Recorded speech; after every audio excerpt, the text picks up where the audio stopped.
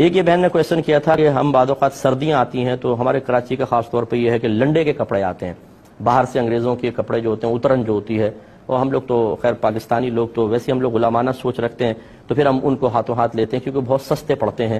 تو ان کا استعمال کرنا کیسا ہے؟ وہ کہتے ہیں کہ وہ لوگ شراب بھی پیتے ہیں، پیشاب وغیرہ میں بھی احتیاط نہیں کرتے ہیں، خصوصاً بڑوں کے لیے جو ہیں وہ ٹراؤزرز وغیرہ ہوتے ہیں اور بھی مطلب جیکٹس وغیرہ ہیں یا اونی کپڑے ہیں، تو ان کے استعمال کی کیا شرعی حیثیت ہے؟ دیکھیں، پہلے ایک بات اچھی طرح یاد رکھیں، میرے آقا صلی اللہ علیہ وسلم جب صحابہ کرام کے ساتھ کفار پر حملہ کیا کرتے تھے تو پھر ان کا سامان قبضے میں آتا تھا، تو مال غنیمت کے طور پہ اس میں کپڑے بھی آتے تھے، برتن بھی آتے تھے. تو یہ لکھا ہے فقہائے اسلام نے کہ بارہا ایسا ہوا کہ نبی کریم صلی اللہ علیہ وسلم نے صحابہ کرام کو استعمال کی اجازت دی، اور ساتھ میں یہ حکم نہیں فرمایا کہ ان کو دھو بھی لو. کسی جگہ ایسا بھی فرمایا کہ بعض روایت میں کہ دھو لو، بعض جگہ یہ بھی فرمایا. تو اس کا مطلب یہ ہوا کہ اگر ان کو دھو لیا جائے تو بہتر ہے، اور اگر کوئی ان کو بغیر دھوئے بھی استعمال کرے بشرطے کہ ان پہ کوئی ناپاکی ظاہری طور پہ نظر نہ آ رہی ہو تو پھر اس کی گنجائش بھی نکل سکتی ہے. دوسرے اس میں پوائنٹ یہ ہے کہ اصول شرع یہ ہے کہ جب تک آپ کسی نجاست کو کسی جگہ لگا ہوا 100% نہ دیکھ لیں یا آپ کو علم ہو کہ 100% کہ یہاں نجاست ہے، تب تک ہم اس چیز کو ناپاک نہیں کہہ سکتے ہیں. یقینی طور پہ ہو تو پھر کہہ سکتے ہیں. یقینی طور پہ کیسے؟ آپ نے اپنی آنکھوں سے دیکھا ہو یا کسی نیک پرہیزگار متقی نمازی باشرع شخص نے جس سے کبھی بھی جھوٹ نہیں سرزد ہوا وہ آپ کو بتائے کہ میں نے دیکھا تھا اس کپڑے میں ناپاکی ملی تھی، یا نجاست ابھی لگی ہوئی اثر اس کا نظر آ رہا ہو، ظاہر ہو رہا ہو، کوئی اسمیل وغیرہ آ رہی ہے، یہ سمجھ لیں کہ کپڑا ضرور ناپاک ہوگا. لیکن اگر آپ لنڈے کا کپڑا دیکھتے ہیں اس پہ نہ کوئی اسمیل آ رہی ہے، نہ آپ نے کبھی کوئی نجاست لگی ہوئی دیکھی، نہ کسی اس طرح عادل شخص نے مسلمان نے خبر دی، اب یہ گمان کرنا ہے شاید ناپاک ہو، شاید انہوں نے پیشاب کر دیا ہو، شاید اس پہ شراب گر گئی ہو. ہماری شریعت اس شاید کی وجہ سے کسی بھی کپڑے کے استعمال، برتن کے استعمال کو ناجائز نہیں کہتی، نہ اس کو ناپاک قرار دیتی ہے بلکہ اس کو پاک قرار دیتی ہے.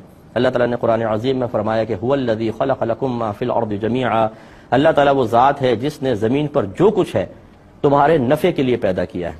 اس کا مطلب یہ ہے کہ اس لنڈے کے کپڑے سے نفع اٹھانا میرے لیے جائز ہے کیونکہ قرآن کے اندر اللہ نے بیان فرمایا، اور نفع اسی چیز سے اٹھا سکتے ہیں جو پاک ہو، حلال ہو. اس کا مطلب ہے کہ قرآن یہ کہہ رہا ہے کہ یہ پاک ہے. اب یہ ناپاک کب کہلائے گا؟ جب اس میں ہمیں نجاست نظر آئے گی. گویا کہ اس کے پاک ہونے پر تو قرآن کی آیت بطور دلیل موجود ہے، ناپاک ہونے پر کوئی دلیل دیں. اگر آپ کے پاس ہے تو پھر یہ ناپاک ہے، خالی آپ کے گمان سے ایسا نہیں ہو سکتا کہ ہم اس کو ناپاک قرار دے دیں. تو یہ ضرور ہے کہ آپ اس کو ناپاک قرار نہیں دے رہے، لیکن دل مان سا نہیں رہا تو آپ نے کہا چلو احتیاطاً دھو لیتے ہیں. اس میں کوئی حرج نہیں ہے کہ آپ احتیاطاً دھو لیں، تقوی کے طور پہ دھو لیں، اچھی بات ہے. لیکن ایک ہوتا ہے کہ بعض لوگ اتنے جرأت مند ہوتے ہیں کہ بغیر کسی شرعی دلیل کے کہتے ہیں تو ناپاک ہے، کیسے آپ نے پہن لیا؟ بھئی کیسے آپ کہہ رہے ہیں ناپاک ہے جبکہ شریعت اس کو پاک قرار دے رہی ہے اصلاً؟ اگر آپ اس کو کہتے ہیں یہ ناپاک ہے تو دلیل دیں کہ یہ ناپاک ہے. خالی آپ کے گمان سے کوئی چیز ناپاک نہیں ہوگی، اس کے لیے قطعی شرعی دلیل درکار ہوتی ہے. ایک انہوں نے پوچھا کہ ہم چائنا جاتے ہیں کچھ مال وغیرہ خریدنے کے لیے، جیسے آج کل ٹریڈنگ ماشاءاللہ کافی چل رہی ہے، تو یہ کہتے ہیں کہ وہاں پر غیر مسلمین کے ہوٹل ہوتے ہیں. اب ہمیں کھانا کھانا ہوتا ہے تو ہم اس میں داخل ہو جاتے ہیں، گوشت وغیرہ تو نہیں کھاتے لیکن پھر بھی ان کے برتن استعمال کرتے ہیں. اور سنا یہ ہے کہ مطلب ہمارا گمان کہتے ہیں یہ ہے کہ کچن کے اندر ہو سکتا ہے کچھ ناپاک بھی پکڑا ہو تو اس کا چمچہ کسی سبزی وغیرہ کے اندر کسی چیز کے اندر ڈال دیا گیا ہو، تو ہم اس ہوٹل پہ بیٹھ کے کھانا کھا سکتے ہیں کہ نہیں؟ دیکھیں، اس کا جواب یہ ہے کہ آپ کو کچن میں تانک جھانک کی ضرورت ہی نہیں، یہاں تحقیق کی حاجت بھی نہیں ہے. اور ایک بات، دوسری بات یہ ہے کہ آپ گوشت کے علاوہ کوئی بھی چیز منگوائیں. گوشت کے علاوہ سے مراد ایک تو جیسے مطلب گوشت ہے بکرے کا، گائے وغیرہ کا، یہ تو بالکل نہیں. اور اگر سمندر کے جانور ہیں ان میں صرف مچھلی کے علاوہ کچھ بھی نہیں. تو اگر آپ مچھلی منگوانا چاہیں تو فش منگوا سکتے ہیں، باقی یہ گوشت وغیرہ اور کوئی نہیں. یا پھر کوئی سبزی وغیرہ، کوئی دال وغیرہ، کوئی چاول وغیرہ ہو، رائس، وہ منگوا لیں. اور اس میں یہ بالکل کوئی مطلب آپ زیادہ تحقیق نہ کریں کہ اس نے کہاں سے نکالا ہوگا، کون سے چمچے سے نکالا ہوگا. شریعت نے ہمیں اس قسم کی تحقیق کا مکلف نہیں بنایا ہے. آپ کھا سکتے ہیں. اور ابھی میں نے تھوڑی دیر پہلے آپ کو یہ سمجھایا کہ کسی بھی چیز کو ناپاک قرار دینے کے لیے، اسی طرح حرام قرار دینے کے لیے شرعی دلیل درکار ہوتی ہے، اور وہ بھی ایسی جو پختہ ہو. ورنہ خود اللہ نے قرآن میں فرما دیا کہ جو کچھ زمین پہ اللہ نے تمہارے نفع کے لیے پیدا کیا ہے، اور جب سب چیزیں ہماری نفع کے لیے ہیں تو اس کا مطلب ہے کہ نفع اسی سے اٹھا سکتے ہیں جو پاک بھی اور حلال بھی ہو. اس کا مطلب اگر رائس ہمارے سامنے لا کے رکھے گئے ہیں تو ہم اس کو پہلے کہیں گے یہ پاک بھی ہیں، حلال بھی ہے، کیونکہ اللہ نے قرآن میں فرمایا دنیا کی ہر چیز سے آپ نفع حاصل کر سکتے ہیں. صرف اسی سے حاصل نہیں کر سکیں گے کہ جس کے اوپر کوئی دلیل شرعی طور پہ آ جائے کہ یہ ناپاک ہے، یہ حرام ہے. اور اس پر کیا دلیل ہے کہ ناپاک اور حرام ہے؟ تو اس کے لیے قطعی دلیل چاہیے. آپ اپنے گمان سے اس کو ناپاک یا حرام قرار نہیں دے سکتے. اور قطعی دلیل وہ ہے کہ آپ فرض کر لیں آپ نے جا کر ہی دیکھ لیا کہ اس نے کسی مطلب سور کے گوشت میں چمچہ تھا وہی نکال کر اسی سے کوئی چیز نکال کر آپ کو ڈال دی, پھر آپ اس کو ناپاک کہہ سکتے ہیں. یا کوئی اندر کچن کے اندر مسلمان تھا, بالکل پرہیزگار, متقی, نمازی, باشرہ, اور اس کی زبان سے کبھی آپ نے جھوٹ نہیں سنا, وہ آ کے آپ کو کہتا ہے کہ میں کچن کے حالات جانتا ہوں اور یہ جو آپ کے سامنے چاول لا کے رکھے گئے نا, یہ سالن لا کے رکھا گیا ہے, اس میں ناپاک چیز کی ملاوٹ ہے. یا پھر آپ کو نظر آ جائے اس کے اندر کوئی گندی چیز پڑی ہوئی, کوئی خراب چیز, تو پھر اس کو چھوڑیں گے. لیکن اگر آپ نے آنکھوں سے نہیں دیکھا, کوئی بتانے والا بھی موجود نہیں ہے, کوئی نجاست کا اثر وغیرہ, کوئی ناپاک چیز بھی اس پلیٹ میں نظر نہیں آ رہی, تو یاد رکھیں یہ طیب حلال ہے, آپ اس کو کھا سکتے ہیں. تو ساری ہے حدیث نمبر 1418 چل رہی تھی. سیدہ عائشہ صدیقہ رضی اللہ تعالی عنہا فرماتی ہیں کہ ایک عورت میرے پاس آئی اور اس نے مجھ سے سوال کیا. اس کے ساتھ 2 بیٹیاں بھی تھیں, تو میرے پاس ایک کھجور کے سوا اور کچھ نہ تھا, تو میں نے اس کو کھجور دے دی. اس نے اس کھجور کے 2 ٹکڑے کیے اور اپنی دونوں بچیوں کو دے دی, تقسیم کر دی, خود اس میں سے کچھ نہ کھایا, پھر وہ چلی گئی. جب نبی کریم صلی اللہ علیہ وسلم ہمارے پاس تشریف لائے تو میں نے آپ کو اس واقعے کی خبر دی, اور خبر دینے کی وجہ یہ تھی کہ آپ اس عورت کے ایثار سے کافی آپ نے تعجب کیا کہ دیکھو بچیوں کو دے دی اور خود اس نے نہیں کھائی. تو نبی کریم صلی اللہ علیہ وسلم نے ارشاد فرمایا کہ جو کوئی ان بیٹیوں کی کفالت میں مبتلا ہوتا ہے وہ اس کے لیے دوزخ کی آگ سے حجاب یعنی رکاوٹ اور پردہ بن جاتی ہیں. کفالت کا مطلب ہوتا ہے دیکھ بھال کرنا, اور دوسری روایت کے مطابق نبی کریم صلی اللہ علیہ وسلم نے ارشاد فرمایا کہ جس کی ایک روایت میں 3 بیٹیاں, ایک میں 2 ہے, ایک میں 1 بیٹی کا بھی ہے, کہ جس کی بیٹی ہو وہ اس کو اچھی تربیت کرے اور پال پوس کے جوان کرے, پھر کسی اچھی جگہ اس کی شادی کر دے, تو وہ اور میں جنت میں اس طرح ہوں گے جیسے یہ 2 انگلیاں, یعنی بالکل ساتھ ساتھ پڑوس میں اس کو جگہ ملے گی. اور یہاں ضمن ایک وضاحت کر دیتا ہوں کہ یہ کیسے ہوگا. سرکار نے اب یہ کتنے سارے ہوں گے, اربوں خربوں اگر ہوئے, فرض کر لیں قیامت تک لاکھوں ہو گئے, ہزاروں ہو گئے, کیا کس طرح پڑوس میں رہیں گے. تو علماء نے اس کی کیفیت یوں بیان فرمائی کہ سرکار کو ایک مرکزی جگہ دی جائے گی, اور آپ کے اطراف میں جو ہوں گے وہ اطراف کتنا بڑا ہوگا, کتنا بڑا دائرہ ہوگا, وہ سب کے سب پڑوسی ہوں گے. تو اس لیے اس میں کوئی تعجب کی بات نہیں ہے, ہر ایک کو اس پر کامل یقین رکھنا چاہیے. تو اصل یہ نہیں ہے کہ صرف بچیوں کو کھلا دو پلا دو اور جوان کر دو, نہیں, بلکہ اچھی تعلیم و تربیت. اب ہمارے یہاں صورتحال یہ دیکھیں, سرکار نے فرمایا وہ بچیاں دوزخ سے حجاب بن جائیں گی. لڑکوں کے بارے میں نہیں فرمایا, لڑکیوں کے بارے میں. اس کا مطلب ہے کہ آخرت میں انعام الہی دلوانے میں لڑکی کا کردار بیٹے سے زیادہ ہوگا. لیکن ہمارے ہاں بیٹا پیدا ہو جائے, اوہو خوشی سے دل نہال ہو جاتا ہے, اور بیٹی پیدا ہو تو دل بجھ سے جاتے ہیں, چہرے عجیب و غریب نظر آتے ہیں. جو گھر کی عورتیں خود وہ بھی کبھی ایک بیٹی تھیں, وہ اس بیٹی کی پیدائش کے اوپر منہ بنانا شروع کر دیتی ہیں. ایسی عورتوں کو تو کم از کم خیال کرنا چاہیے کہ, اور اس طرح کی ساسوں کو خیال کرنا چاہیے کہ جب بہو کے ایک بیٹی ہوئی تو منہ بنایا, دوسری بیٹی ہوئی تو اس پر اور تبصرہ, اور جب تیسری بیٹی ہوئی تو معاذاللہ منحوس قرار دے دیا اس کو, یہ تو بیٹی پیدا کرتی چلی جا رہی ہے. معاذاللہ ثم معاذاللہ بیٹیاں کوئی قابل نفرت چیز تو نہیں ہے, یہ تو بڑی پیاری ہوتی ہیں اور بڑی محبت ان سے کرنی چاہیے. اللہ کی رحمت گھر میں آئی ہے. اپنے آپ کو, اپنی کیفیات کو ایسا بنائیں, اپنے ذہن کو ایسا بنا کر رکھیں کہ بیٹی پیدا ہو تو آپ کو ظاہری طور پہ خوشی دکھانے کی ضرورت نہ پڑے, دل میں خوشی پیدا ہو. جیسے بیٹا پیدا, بیٹے کی اطلاع ملنے پر دل میں خوشی پیدا ہوتی ہے, پھر وہ ظاہر پر آتی ہے. لیکن ہمارے بعض اوقات دل بجھ سے جاتے ہیں اور ظاہراً مبارکبادیں سمیٹ رہے ہوتے ہیں, اور نہیں میں بڑا خوش ہوں, اور یوں ہم کہتے ہیں, یا بیوی بھی بڑی بظاہر میں بہت خوش ہیں, لیکن دل بجھ سا گیا, غلط چیز ہے. شروع سے ہی اپنے گھر میں ایسا ماحول بنائیں, اور اپنا ذہن بلکہ ایسا بنائیں کہ جب یہ نعمت آپ کو حاصل ہو تو آپ کو بتکلف خوشی کا اظہار کرنے کی ضرورت پیش نہ آئے, اندر سے خوشی ظاہر ہو, اور ہونی چاہیے. دیکھیے اللہ تبارک و تعالیٰ نے نبی کریم صلی اللہ علیہ وسلم کے ایک روایت کے مطابق 4 بیٹے تھے, ایک میں ہے کہ 3 بیٹے ہیں, یہ بھی ہے, تو بہرحال 3 ہوں یا 4 ہوں, سب بچپن میں فوت ہو گئے. نبی کریم صلی اللہ علیہ وسلم کی نسل مبارکہ آپ کی صاحبزادی سے چلی ہے, بی بی فاطمہ رضی اللہ تعالی عنہا, اور سرکار اپنی بچی کی بڑی تعظیم فرماتے تھے. وہ آتی تھیں تو تعظیماً کھڑے ہو جاتے تھے, اپنی جگہ اپنی چادر بچھاتے, پھر اپنی جگہ پر ان کو بٹھایا کرتے تھے, اور بہت خیال فرماتے تھے. میرے آقا صلی اللہ علیہ وسلم نے جو زمانے جاہلیت میں لوگوں کے ذہن تھے کہ بچیوں کے پیدائش پر وہ ناراض ہو جاتے تھے اور ایک دوسرے کو شرم سے منہ چھپاتے تھے، سرکار نے سب ختم فرمایا۔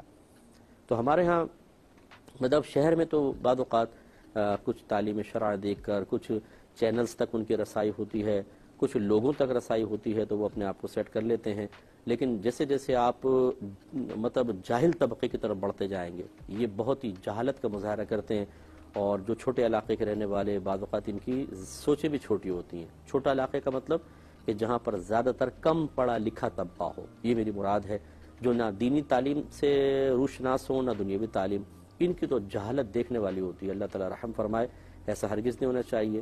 جو مسلمان ہے چاہے وہ دنیاوی لحاظ سے کم پڑھا لکھا ہو یا بہت ہی ویل ایجوکیٹڈ ہو، لیکن اسے تعلیم شرع کو تو بہرحال اپنے گھر میں نافذ کرنا چاہیے۔ تو کہنے کا مطلب یہ ہے، خلاصہ کلام یہ کہ بیٹی کوئی بری چیز نہیں ہے بلکہ اللہ کی بہت بڑی نعمت ہے۔ جب آپ کے گھر میں بیٹی پیدا ہو، اب بس آپ کو یہ ذہن بنانا ہے کہ میں نے اس کی اچھی تعلیم و تربیت کرنی ہے، اور اس کو پھر بڑی ہو جائے تو اس کی اچھی جگہ شادی کر دینی ہے۔ جنت کی ضمانت آپ کو اللہ کے نبی نے عطا فرما دی، تو اس لیے بیٹیاں کوئی قابل نفرت نہیں ہیں، بیٹیاں محبت کے لائق ہیں، ان کی قدر کریں، اور ایسا ہرگز نہ کریں کہ بیٹے کو زیادہ فوقیت دیں اور بچیوں کو کم۔ میں اس کا شدید مخالف ہوں، ایسا ہرگز نہیں ہونا چاہیے۔ اور ہمارے ہاں جو وراثت کے اندر دیکھیں اللہ نے ایک تقسیم رکھی ہے، بیٹے کو 2 حصے، بیٹی کو آدھا حصہ، یعنی 1 حصہ جتنا لڑکے کو ملے گا اس سے نصف۔ اس میں بعض اوقات بچیوں کو یا عورتوں کو شکوہ سا پیدا ہوتا ہے کہ اللہ نے یہ کیوں کیا، لڑکے کو زیادہ لڑکی کو کم۔ وہ اس لیے کیا ہے کہ عورت جس بھی روپ میں ہو، اس کا نان نفقہ اور خرچہ مردوں پر رکھا ہے۔ اگر کوئی بیوی ہے شوہر خرچہ کرے گا، اگر شوہر فوت ہو گیا، ماں ہے تو بیٹوں کو کہا ہے کہ بچوں کو کہ وہ سنبھالیں اپنی ماں کو، بہن اگر تنگ دست ہے تو بھائی اس کے کریں گے، بیٹی ہے تو باپ اور ماں کریں گے۔ تو وہ جس بھی روپ میں ہوتی ہے، چونکہ اس کا نان نفقہ مردوں کے اوپر رکھا گیا ہے، اس لیے اس کا وراثت میں نصف حصہ رکھا گیا ہے۔ ورنہ میرے آقا صلی اللہ علیہ وسلم نے ارشاد فرمایا اپنی اولاد میں عدل سے کام لو، حتیٰ کہ بوسہ دینے میں۔ اب اولاد کا جو ولد ہوتا ہے یا اولاد کا لفظ ہوتا ہے، لڑکا لڑکی دونوں پہ بولا جاتا ہے، گویا کہ دونوں میں سرکار نے انصاف کا حکم دیا، عدل سے کام لو۔ اگر بیٹے کو پیار کرو، بیٹی کو بھی کرو، لازمی طور پر بیٹے کو تحفہ دو تو بیٹی کو بھی دو۔ اور زندگی میں بارہا اس مسئلے کو بیان کر چکا ہوں، زندگی میں باپ اپنی اولاد کو جو کچھ دے گا اس میں عدل و انصاف کرنا افضل اور اولا ہے۔ پھر کم مفضول صورت یہ ہے کہ لڑکے کو وہی وراثت والا حصہ کرے کہ لڑکے کو 2 حصے دے دیا، بچی کو 1 حصہ دے دیا، لیکن اس سے اگر آپ پیچھے چلے گئے تو پھر آپ نا انصاف ہیں، آپ ظلم کرنے والے ہیں، آپ خرابی پیدا کرنے والے ہیں۔ اب ہمارے ہاں ہوتا ایسا ہی ہے کہ بچیوں کو بہت تھوڑا دیا جاتا ہے، بس پڑھا دیا، اس میں خرچہ ہوا، پھر شادی میں خرچہ اور جہیز دے دیا۔ پڑھانے میں تو سب بچے برابر ہوتے ہیں، بڑے کرنے میں، کھلانے پلانے میں سب بچے برابر ہوتے ہیں۔ اب جو آپ نے جہیز میں دیا وہ اضافی تھا۔ بچی کو کتنے کا جہیز دیا جی؟ 10 لاکھ، 20 لاکھ، 30 لاکھ، 40 لاکھ، 50 لاکھ، اس سے اوپر تو کوئی بھی نہیں دے گا۔ اور لڑکوں کو کیا کیا دیتے ہیں جی؟ لڑکے کو اس کو دیا، ایک مکان دے دیا، اس کو پلاٹ دے دیا، اس کو دکان دے دی، اور ہر ایک کی قیمت جو ہے لاکھوں کروڑوں کے اندر ہوتی ہے۔ اور اگر اپنی زندگی میں باپ ایسا کرتا ہے تو دیکھیں وراثت تقسیم ہوگی، اس میں ٹھیک ہے لڑکی کو 1 حصہ ملے گا، لڑکے کو ڈبل حصہ ملتا ہے، وہ تقسیم شرع ہے، وہ الگ بات ہے۔ میں زندگی کی بات کر رہا ہوں۔ زندگی میں جو یہ غیر منصفانہ تقسیم ہے، اس پر باپ کو آخرت میں جواب دہ ہونا ہو سکتا ہے، اس لیے اچھی طرح توجہ رکھیں۔ زندگی میں اپنی اولاد کو جواب دیں تو اس میں لڑکا لڑکی بالکل برابر ہوتے ہیں۔ 2 کروڑ اگر ایک بیٹے کو دے رہے ہیں تو 2 کروڑ اپنی بیٹی کو اس خوف کو دل سے نکال کر دیں کہ یہ پیسہ سسرال والوں کے پاس پہنچ جائے گا، یہ آپ کا ہیڈک نہیں ہے، آپ کو عدل و انصاف کرنے کا حکم دیا گیا ہے۔ اس کا مطلب جب عدل کرتے ہوئے بچی کو برابر دیں گے، اللہ تعالیٰ اس کے رسول بہتر جانتے ہیں وہ پیسہ کہاں جائے گا، آپ کو تو پتہ بھی نہیں ہے کہ اس کے پاس رہے گا یا نہیں رہے گا، اللہ کو معلوم ہے کہاں جائے گا۔ اس کے باوجود بیٹی کو برابر دینے کا حکم دیا گیا، اس کا مطلب یہ ہے کہ آپ کو ان خدشات کی بالکل حاجت نہیں۔ یہ ہو سکتا ہے کہ اللہ تعالیٰ اس بچی کے ذریعے کسی تک پیسہ پہنچوائے، یہ اللہ کی مرضی ہے، ہم کون ہوتے ہیں اس میں رکاوٹ ڈالنے والے۔ تو یہ اس طریقے سے بہت سے والد ایسے ہوتے ہیں جو شدید گناہگار ہوتے ہیں، بچیوں کو محروم، بیٹوں کو بھر دیا، حالانکہ وہ خود کمانے پر قادر ہیں۔ بچی بیچاری کسی اور کی محتاج ہوتی ہے، اسے ایسے ہی محتاج ہی چھوڑ کے شوہر کا وہ فوت ہو جاتے ہیں۔ اب آخرت میں اللہ تعالیٰ بس ان کے ساتھ کیا معاملہ کرتا ہے اللہ ہی بہتر جانے گا۔ تو اس کے بعد سرکار صلی اللہ علیہ وسلم نے فرمایا کہ جو کوئی ان بیٹیوں کی کفالت میں مبتلا ہوتا ہے، اس کو اس آزمائش میں ڈالا جاتا ہے تو اس کی بچیاں اس کے لیے دوزخ سے حجاب بن جاتی ہیں۔ جن بچیوں کو اگر کوئی نفرت کی نگاہ سے دیکھ رہا ہے، جب میدان معاشر میں کھڑا ہوگا اگر اس نے اچھی تربیت بھی کر دی اور وہ کر دی لیکن حقیر سمجھتا رہا، اسے بڑی شرمندگی ہوگی، بہت ندامت ہوگی کہ وہ بچی ایسی اچھی بچی کہ جو دوزخ کی راہ میں رکاوٹ بن جائے، اللہ تعالیٰ بچی کی وجہ سے باپ کو جنت میں داخلہ دے دے، ماں کو دے دے، کتنی بڑی بات ہے۔ اور فرض کر لیں اگر کوئی ایسا ہو، اچھی طرح اس بات کو سنیے گا، کہ جس نے کسی بچے کی صحیح تعلیم و تربیت نہیں کی، اچھی جگہ رشتہ نہیں کیا، بس ایسی بے پرواہی سے کرتا رہا، اس کو اس وقت کتنی حسرت ہوگی جب وہ کسی شخص کو دیکھے گا کہ اعلان ہوگا میدان محشر میں کہ یہ شخص اپنی بیٹی کی اچھی کفالت کرنے کی وجہ سے، اچھی تربیت کرنے کی وجہ سے، پھر اس کا صحیح مقام پہ رشتہ کرنے کی وجہ سے، خود اس کا عمل کم تھا لیکن اللہ نے ان امور کی بنا پہ اس کو جنت میں اعلیٰ مقام بلکہ نبی کا پڑوس عطا فرمایا۔ سوچئے کتنی حسرت ہوگی اس شخص کو۔